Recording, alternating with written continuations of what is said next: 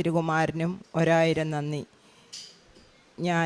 എൻ്റെ പേര് മിനി. ഞാൻ പത്തനംതിട്ട ജില്ലയിൽ തിരുവല്ല എന്ന സ്ഥലത്തു നിന്നും വരുന്നു. 25/9/2023 കൃപാസനത്തിൽ വന്ന് ഉടമ്പടി എടുത്തത്. ഞാൻ യൂട്യൂബിൽ കൂടെ കണ്ട് ആണ് ഈ കൃപാസനത്തിലേക്ക് വന്നത്. വന്ന ഉടനെ തന്നെ ഉടമ്പടി എടുത്ത് എനിക്ക് ഒരു ഭവനമില്ലായിരുന്നു. ആ ഭവനത്തിന് വേണ്ടി ഞാൻ പ്രാർത്ഥിച്ചു. ഭവനം പണിയുവാൻ വേണ്ടി തുടങ്ങിയപ്പോൾ എൻ്റെ ഭർത്താവിന് ബൈപ്പാസ് ഓപ്പറേഷൻ ചെയ്യേണ്ടി വന്നു. ഭവനത്തിന് പണിയാൻ വെച്ച പൈസ ആ ഓപ്പറേഷന് വേണ്ടി എടുത്തു. അങ്ങനെ പൈസ ഇല്ലാതിരിക്കുമ്പോഴാണ് ഞാൻ കൃപാസനത്തിൽ വന്നത്. കൃപാസനത്തിൽ വന്ന് ഉടമ്പടി എടുത്തു. 3 മാസമായപ്പോൾ എനിക്ക് ജോസഫ് അച്ഛനെ കണ്ട് പ്രാർത്ഥിക്കുവാനും അവിടുന്ന് കാശുരൂപം തന്ന് ആ ഭവനത്തിൽ കൊണ്ട് ഇട്ട് പ്രാർത്ഥിക്കുവാൻ പറഞ്ഞു. അങ്ങനെ ഞാൻ ആ കാശുരൂപം ഇട്ട് പ്രാർത്ഥിച്ചു. അതിൻ്റെ ഫലമായിട്ട് പെട്ടെന്ന് 3 ലക്ഷം രൂപ ലോണ് തരാമെന്ന് പറഞ്ഞ വ്യക്തി 10 ലക്ഷം രൂപ തന്ന് എന്നെ സഹായിച്ചു. പക്ഷെങ്കിൽ വീടിന് ഒത്തിരി തടസ്സങ്ങളും കാര്യങ്ങളും ഉണ്ടായിരുന്നു. ആ തടസ്സങ്ങളെല്ലാം മുന്നോട്ട് പോയി. അങ്ങനെ ഞാൻ വീണ്ടും ഉടമ്പടി പുതുക്കിക്കൊണ്ടിരുന്നപ്പോൾ വീട് പകുതി പണിതപ്പോൾ അതിൻ്റെ കോൺട്രാക്ടർക്ക് എന്തോ ഒരു അപകടം പറ്റി. അത് കാരണം മുന്നോട്ട് പണിയാൻ സാധിച്ചില്ല. അപ്പോൾ ധ്യാനം ഞാൻ കൂടുമായിരുന്നു. അപ്പോൾ ധ്യാനത്തിൽ അച്ഛൻ പറഞ്ഞു, ഡേറ്റ് ഇട്ട് പ്രാർത്ഥിക്കേ, അപ്പോൾ നിങ്ങൾ ആ പറഞ്ഞ കാര്യം സാധിക്കുമെന്ന്. അപ്പോൾ ഞാൻ 8-ാം തീയതി എന്നൊരു ഡേറ്റ് ഇട്ട് പ്രാർത്ഥിച്ചു. അപ്പോൾ ഈ 3 ലക്ഷം രൂപ കടമായിട്ടാണ് ഞങ്ങൾ വാങ്ങിച്ചത്. ആ സമയത്ത് ആ 8-ാം തീയതി ഡേറ്റ് ഇട്ട് അന്ന് സന്ധ്യയ്ക്ക് സെപ്റ്റംബർ 8-ാം തീയതി ഡേറ്റ് ഇട്ട് ഞാൻ പ്രാർത്ഥിച്ചു. അന്ന് സന്ധ്യയ്ക്ക് പ്രാർത്ഥിച്ചുകൊണ്ടിരുന്നപ്പോൾ മകൻ വിളിച്ചിട്ട് പറഞ്ഞു, 1 ലക്ഷം രൂപ ആ മേടിച്ച ആൾ, 3 ലക്ഷം രൂപ കടം തന്ന ആൾ തന്നെ ഈ 1 ലക്ഷം രൂപയുടെ തരാം, നിങ്ങൾ പിന്നെ എപ്പോഴെങ്കിലും കൊടുത്താൽ മതിയെന്ന് പറഞ്ഞു. അങ്ങനെ ആ 1 ലക്ഷം രൂപയുടെ തന്ന് ഇപ്പോൾ ഷെയ്ഡ് വാർത്തുകൊണ്ടിരിക്കുകയാണ്. ഭവനം പണി മുന്നോട്ട് പോകുന്നു. പിന്നെ എൻ്റെ മകൻ്റെ രോഗസൗഖ്യത്തിൻ്റെ കാര്യമാണ് ഞാൻ പറയാൻ പോകുന്നത്. എൻ്റെ മകന് വിദേശത്താണ് ജോലി ചെയ്യുന്നത്. കാലിലൊരു മുഴയുണ്ടായിരുന്നു. അപ്പോൾ എന്നെ വിളിച്ചു പറഞ്ഞു, അമ്മേ കാലേ മുഴയാണ്, എന്തോ ചെയ്യും? അപ്പം ഞാൻ പറഞ്ഞു, നാട്ടിൽ വാ, നമുക്കൊരു സർജനെ കണ്ട് കാണിക്കാമെന്ന് പറഞ്ഞു. അങ്ങനെ സർജനെ കാണിച്ചപ്പോൾ പറഞ്ഞു, അപ്പോൾ പോകാനൊരു 2 ആഴ്ചയ്ക്ക് മുൻപാണ് സർജനെ കാണുന്നത്. അപ്പോൾ സർജനോട് കാണിച്ചപ്പം പറഞ്ഞു, ഇത് കുഴപ്പമൊന്നുമില്ല, ഇത് ഓപ്പറേഷൻ ചെയ്ത് കളഞ്ഞാൽ മതി, അതങ്ങ് മാറിക്കൊള്ളുമെന്ന് പറഞ്ഞു.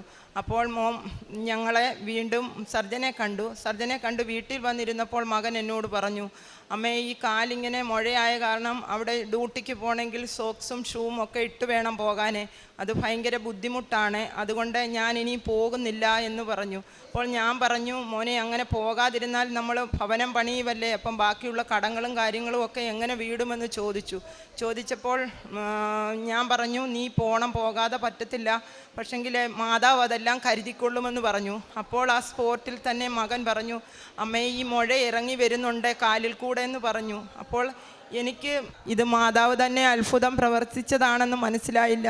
പക്ഷെങ്കിൽ മോൻ പറഞ്ഞു, കാലിൽ കൂടെ മുഴ ഇറങ്ങി വരുന്നെന്ന് പറഞ്ഞു. പിറ്റേ ദിവസം രാവിലെ 5:30 പ്രത്യക്ഷീകരണ പ്രാർത്ഥന പ്രാർത്ഥിച്ചുകൊണ്ടിരുന്നപ്പോൾ മകൻ്റെ ഞാൻ വിശ്വാസ പ്രമാണം ചൊല്ലി മകൻ്റെ കാലിൽ വിശുദ്ധ തൈലം പുരട്ടി, നെറ്റിയിൽ പുരട്ടി, കാലിൽ പുരട്ടിയില്ല, നെറ്റിയിൽ പുരട്ടി പ്രാർത്ഥിച്ച് മകൻ എണ്ണീറ്റ് വന്നപ്പോൾ എന്നോട് പറഞ്ഞു, അമ്മേ മുഴ കാണുന്നില്ല എന്ന് പറഞ്ഞു. മുഴ അപ്രത്യക്ഷമായി. അമ്മ മാതാവും ഈശോയും എനിക്ക് ഒരുപാട് അനുഗ്രഹങ്ങൾ തന്നിട്ടുണ്ട്. ആ മുഴ അപ്രത്യക്ഷമായിട്ട് പോയി. പിന്നെ മോൻ വിദേശത്ത് ജോലി ചെയ്യുമ്പോൾ അവൻ്റെ കൂടെയുള്ള കൂട്ടുകാരൻ, അവന് ജോലിയില്ല, പെട്ടെന്ന് ജോലി നഷ്ടപ്പെട്ടപ്പോൾ മോൻ എന്നോട് വിളിച്ചു പറഞ്ഞു, അമ്മേ അവൻ്റെ ജോലി പോകും, അവൻ 2 കൊച്ചു കുഞ്ഞുങ്ങളാണ്, കടഭാരം ഒരുപാടുണ്ട്, അതുകൊണ്ട് അമ്മ എന്തോ ചെയ്യണമെന്ന് ചോദിച്ചപ്പോൾ ഞാൻ പറഞ്ഞു, നീ ഒന്നും പേടിക്കണ്ട മോനെ, അമ്മ എല്ലാം നടത്തിക്കൊള്ളുമെന്ന് പറഞ്ഞു. അങ്ങനെ ഞാൻ അവൻ്റെ ഭാര്യയെ വിളിച്ചിട്ട്, ഞാനൊരു ഹിന്ദുവാണ്, അപ്പോൾ അവളും ഹിന്ദുവാണ്, അവളെ വിളിച്ചിട്ട് ഞാൻ പറഞ്ഞു, ഇതുകൂട്ടെ കൃപാസനം എന്നൊരു പള്ളിയുണ്ട്, ആ പള്ളിയിൽ പോയി പ്രാർത്ഥിച്ചാൽ എല്ലാ കാര്യങ്ങളും നേരെയാകും, എനിക്ക് അനുഗ്രഹം ഒരുപാട് അമ്മ തന്നിട്ടുണ്ട് എന്ന് പറഞ്ഞു. അപ്പോൾ ആ മകൾ എന്നോട് പറഞ്ഞു, എങ്ങനെയാണ് ഉടമ്പടി എടുക്കുന്നത്? അപ്പോൾ ഞാൻ പറഞ്ഞു, നീ വാ, നിന്നെ ഞാൻ കൊണ്ടുപോകാമെന്ന് പറഞ്ഞു. ആ 3 ദിവസം ആയപ്പോൾ തന്നെ അവന് ജോലി കിട്ടി. പക്ഷെങ്കിൽ അവർക്ക് പ്രോജക്റ്റ് ഒന്നും കിട്ടുന്നില്ലായിരുന്നു. അപ്പോൾ ഞാൻ പറഞ്ഞു, നീ ഇവിടെ വന്ന് ഉടമ്പടി എടുത്ത് മാതാവിനോട് നല്ലതായിട്ട് പ്രാർത്ഥിക്കണമെന്ന് പറഞ്ഞു. ഞാനും കൂടെ പ്രാർത്ഥിച്ചു. അവർക്ക് വേണ്ടി ഞാൻ ഒരുപാട് കരഞ്ഞു പ്രാർത്ഥിച്ചു. അപ്പോൾ അവർക്ക്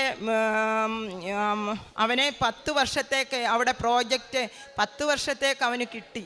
ആ ജോലിയിൽ ഉയർത്തി അവനെ 10 വർഷം അതാത് മാസം തന്നെ ശമ്പളവും കിട്ടി, 10 വർഷം തന്നെ ഉയർത്തുകയും ചെയ്തു. അത് കഴിഞ്ഞിട്ട് എനിക്കുണ്ടായ അനുഭവം എന്ന് പറഞ്ഞാൽ, ഞാൻ പ്രേക്ഷിത ജോലി ഗവൺമെൻറ് ആശുപത്രികളിൽ പോയി പത്രം കൊടുക്കും.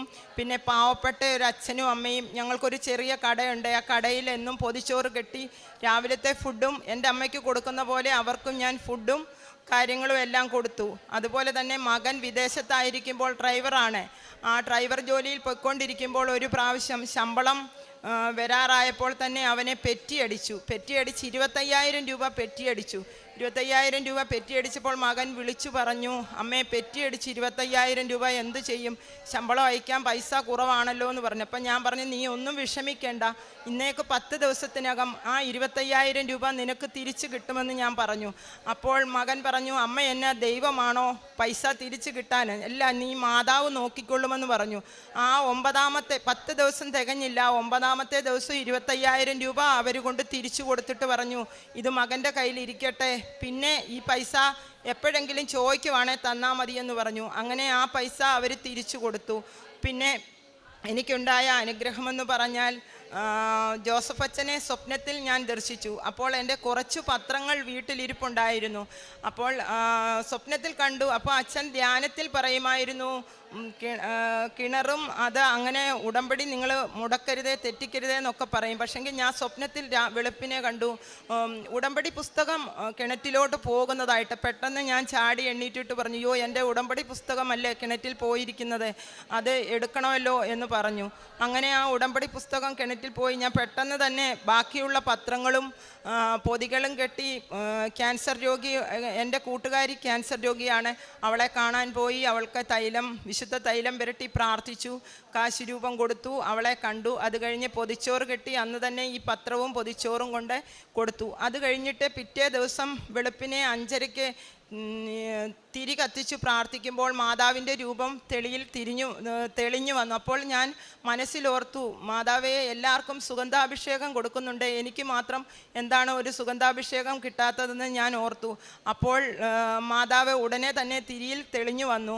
അത് കഴിഞ്ഞ് ഇന്നലെ വൈകിട്ട് പച്ചത്തിരി കത്തിച്ച്, അപ്പോൾ ഞാൻ അന്നു മുതലേ മീനും വേറുള്ള കാര്യങ്ങളും ഒന്നും ഉപയോഗിക്കുന്നില്ല.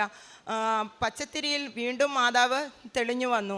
അതുപോലെ തന്നെ ഞാൻ ഇവിടെ 3-ാമത്തെ ഉടമ്പടി പുതുക്കാൻ വന്നപ്പോൾ, പുതുക്കുന്ന സമയത്ത് എനിക്ക് ഒത്തിരി ആഗ്രഹം ഉണ്ടായിരുന്നു, മാതാവിനെ ഒന്ന് കിട്ടിയിരുന്നെങ്കിൽ പ്രാർത്ഥിച്ചെടുക്കാമായിരുന്നുവല്ലോ എന്ന്.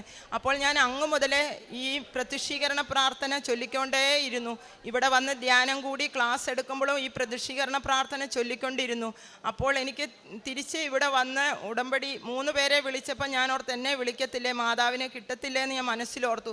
പക്ഷെങ്കിൽ 4-ാമത് ഞാൻ ചെന്നപ്പോൾ എനിക്ക് മാതാവിനെ എടുക്കാനുള്ള ഒരു അനുഗ്രഹവും തന്ന് സഹായിച്ചു. പിന്നെ പ്രേക്ഷിത ജോലി ഞാൻ എല്ലാ ആശുപത്രികളിലും പത്രം കൊണ്ട് കൊടുക്കും, ഫുഡ് വാങ്ങിച്ചു കൊടുക്കും, എന്നെ കൊണ്ട് കഴിയുന്ന സഹായം ഞാൻ എല്ലാവർക്കും ചെയ്യും. ഇത്രയും പിന്നെ ഞാനൊരു ജോസഫ് അച്ഛനെ വീണ്ടും സ്വപ്നം കണ്ടു. സ്വപ്നത്തിൽ കണ്ടത്, ഇവിടെ അൾത്താരയിൽ ഇരിക്കുന്നതായിട്ട് എന്തോ പേപ്പർ വെച്ച് ഞാൻ എഴുതുന്നു. അപ്പോൾ ജോസഫ് അച്ഛൻ ഈ പേപ്പറും എല്ലാമായിട്ട് അവിടെ നടയിൽ നിന്ന് കഴിഞ്ഞപ്പോൾ, അയ്യോ എൻ്റെ അടുക്കലോട്ട് ഇല്ലല്ലോ എന്ന് ഞാൻ ഓർത്തു. പെട്ടെന്ന് എൻ്റെ അടുക്കലോട്ട് വന്നു. അപ്പോൾ ഞാൻ അച്ഛൻ്റെ കയ്യിലോട്ട് ഈ എഴുതിയ പേപ്പർ കൊടുത്തപ്പോൾ അച്ഛൻ പറഞ്ഞു, അവിടെ നിൽക്കുക, അല്പം കഴിഞ്ഞിട്ട് വാങ്ങിച്ചു കൊള്ളാമല്ലോ എന്ന് പറഞ്ഞു. അങ്ങനെ ഇത്രയും സാക്ഷ്യമാണ് എനിക്ക് പറയാനുള്ളത്. അമ്മയ്ക്കും തിരുക്കുമാരനും 1000 നന്ദി. ഇന്ന് പറഞ്ഞാൽ തീരാത്ത പോലെ ചെറിയ ചെറിയ അനുഗ്രഹങ്ങൾ എനിക്ക് തന്ന അമ്മയ്ക്കും ഈശോയ്ക്കും 1000 നന്ദി.